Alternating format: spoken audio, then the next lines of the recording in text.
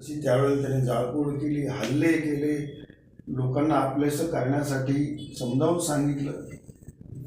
आपल्यामध्ये तरुण मुलांना एक काळ असा आला की 3000 लोक त्या उलगुलांच्या याच्यामध्ये उलगुलांच्या आंदोलनामध्ये सामील झाले आणि त्यांनी खेडोपाडी जाऊन प्रसार केला.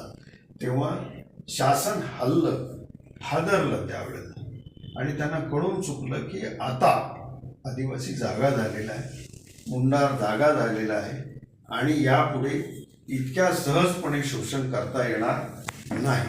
आणि मग शोषक जे होते मला सांगितल्याप्रमाणे, मग ते सावकार असोत, व्यापारी असोत, परप्रांतीय ठेकेदार असोत, लाकडाचे जंगलाचे ठेकेदार असोत किंवा ख्रिस्ती धर्मप्रसारक सुद्धा असोत, त्यांच्यावर हल्ले करायला मागे पुढे पाहिलं नाही सरकार.